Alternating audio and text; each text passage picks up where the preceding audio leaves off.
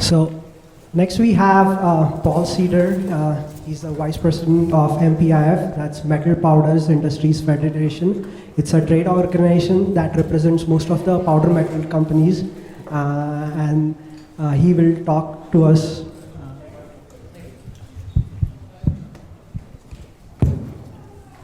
Good afternoon. My name is Paul Sedor, Vice President, Member Relations for Metal Powder Industries Federation.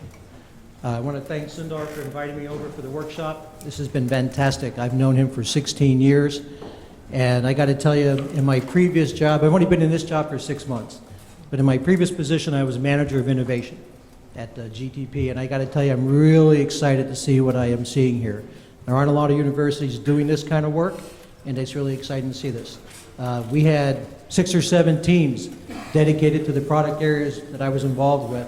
And you talk about success, what makes a successful team? Having the right components, R&D, manufacturing, finance, marketing, et cetera, on each of your teams. And I'm glad to see you've got a CTO and you've got the folks, the engineers, et cetera. But remember, you have to make a product that's manufacturable. You can engineer lots of products, but if they're not made from a cost perspective, they're not going to sell. Okay, so you've got to take that into consideration. It's got to be sellable, it's got to be manufacturable. So I appreciate being here today, and I'm going to go over a little bit about the PM basic process and then talk about our organization. So the basic PM process uses pressure and heat to form precision metal parts into shapes. Powder is squeezed and automatically in a rigid precision die at up to 50 tons. I've had parts that have gone up to 73 tons per square inch. Think of 50 compact cars vertically mounted on top of it, kind of get you a sense. I'm sure many of you guys are familiar with the PM process, so depending on the audience, I wasn't sure really what we had to put up here.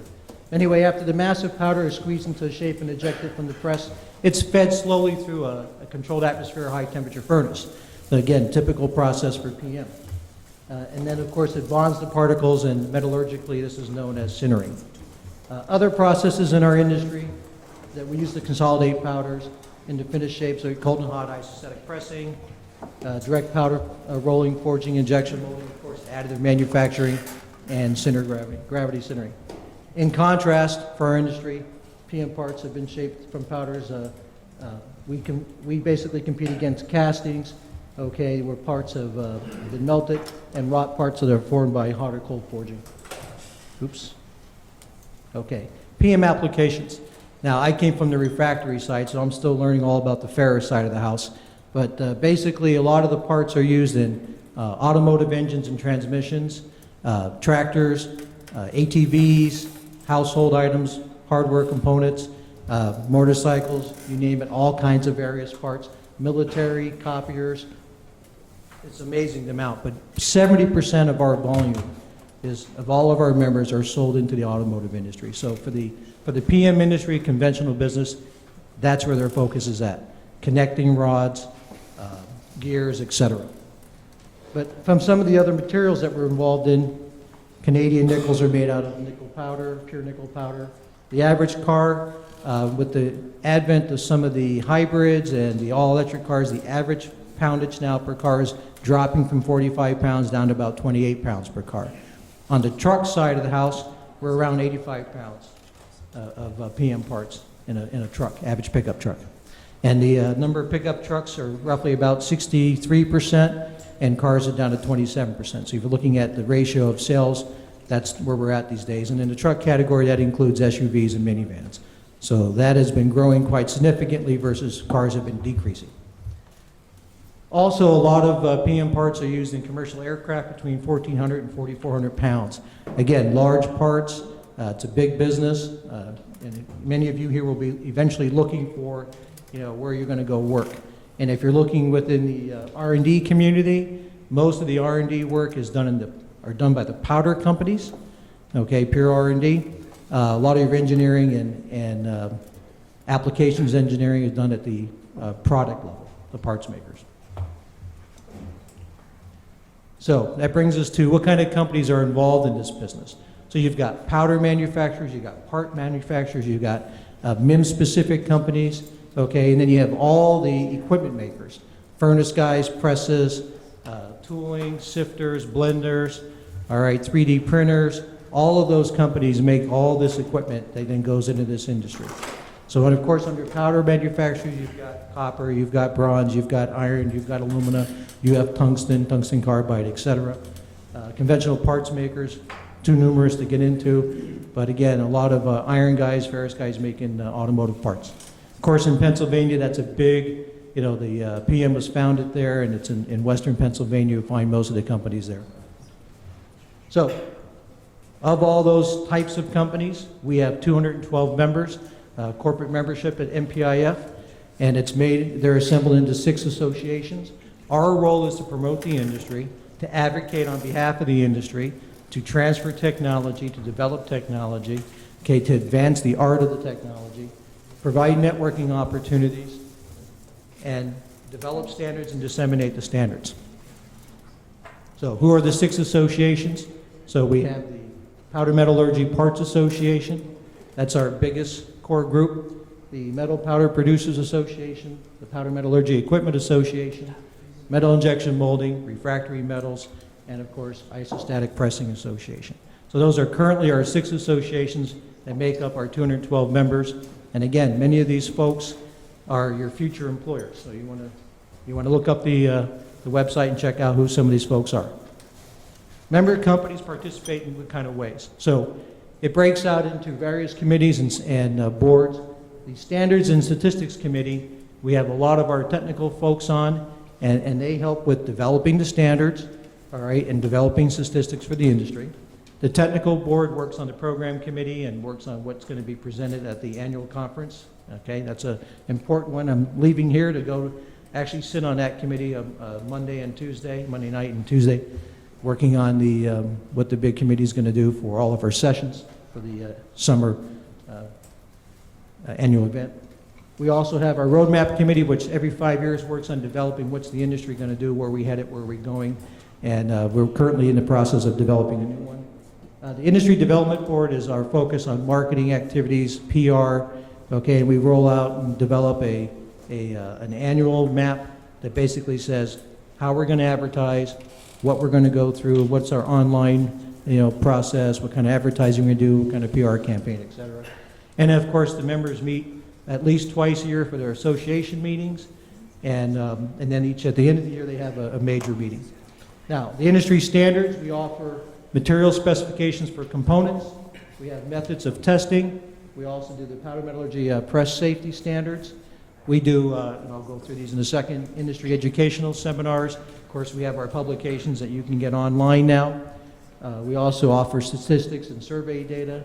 We offer through ourselves, JPMA, and the EPMA, which is the European Powder Metallurgy Association, the global powder metallurgy property database.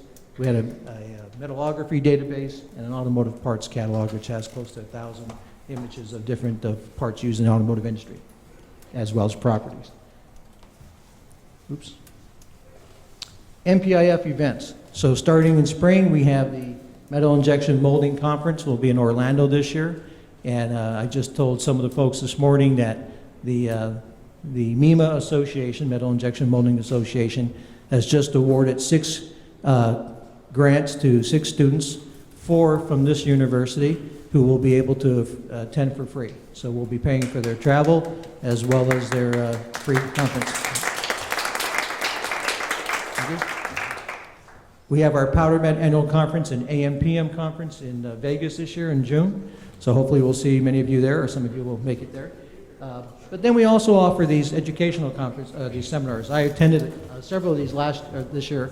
The Basic Powder Metallurgy Short Course was held at Penn State. The Machinability Seminar, the Sintering course as well, and Compacting and Tooling. So it was well attended. There were at least 80 folks that came to the Basic Short Course, and I got a lot of good feedback from industry members and from the students that attended.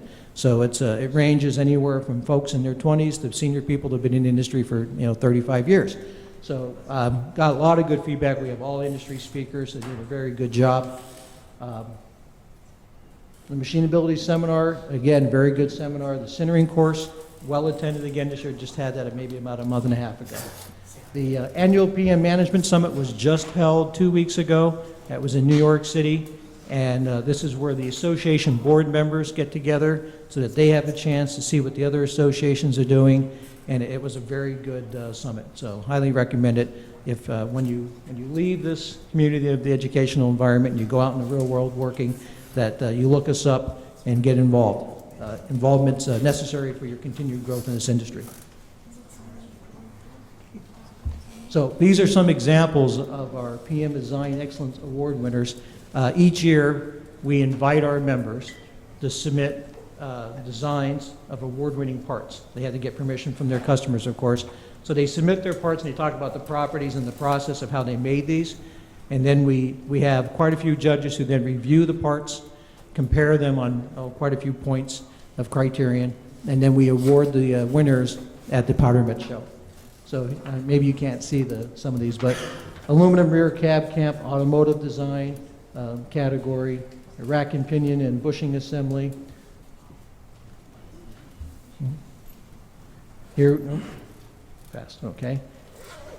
There's a Sedor and here's a Iglascott. So we have, MIM parts, we have conventional PM parts, you have gears, you have some sophisticated military items. We've had quite a few different parts over the years of various different metals.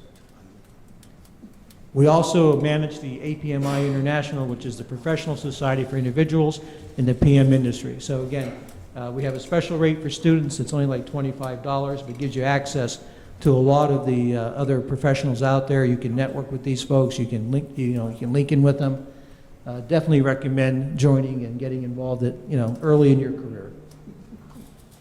It's fast. There we go. We also have the Center for Powder Metallurgy Technology. This is for pre-competitive R&D. We have close to 50 members participating, and this is where we try to get government funding and funding from members to solve issues and to work on advancing the art within the industry. And then, of course, we have our annual Axel Madsen Conference grant, whereby we will award to a student a free, basically a free conference and free travel and expenses. Lastly, these are some useful resources for the websites you can look at to get all the information I just talked about. So MPIF, PIC PM, MEMA, PM Database, APM International, CPMT, and of course our journals that we produce, the International Journal of Powder Metallurgy, and PEM International. So, thank you very much. Do you have any questions?